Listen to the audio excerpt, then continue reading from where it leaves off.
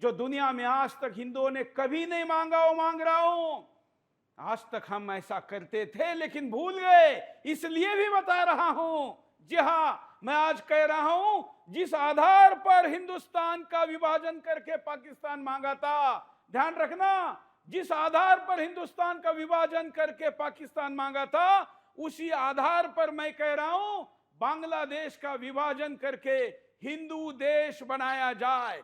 ये जो तर्क इन्होंने उस समय में दिए थे, वो सारे तर्क आज लागू होते हैं।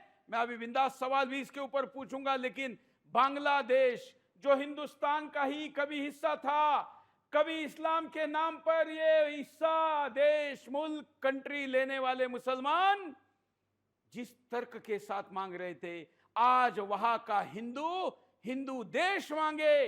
ये बात मैं सूरज चौहान के आज पहली बार कह रहा हूं। ये आने वाले दिनों में सच करना आवश्यक है, क्योंकि अगर पाकिस्तान बन सकता है, बांग्लादेश बन सकता है, तो हिंदू देश क्यों नहीं बन सकता? कई लोग कहेंगे कि अरे हम तो हिंदुस्तान भी बचा नहीं पा रहे, तो वहां कैसे बचाएंगे? क्योंकि हमने नए देश बनाने छोड़ दिए। अरे कभी इंडोनेशिया से लेके ईरान तक पूरे विश्व में हम थे, लेकिन हम भूल गए, हम नए नए देश लेना भूल गए, तो अपना देश ही बचाना भी भूल गए, क्योंकि योद्धा नहीं रहे, क्योंकि लड़ने वाले नहीं रहे।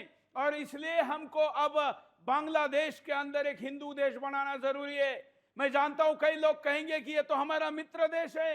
अरे कैसा मित्र देश है जहां पर 27% हिंदू घटकर सीधे एक डिजिट में आ गए?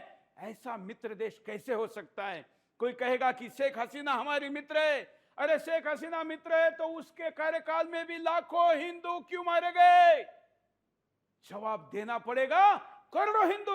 करोड़ों मुसलमान हिंदुस्तान में क्यों घुसाए गए? जवाब देना पड़ेगा।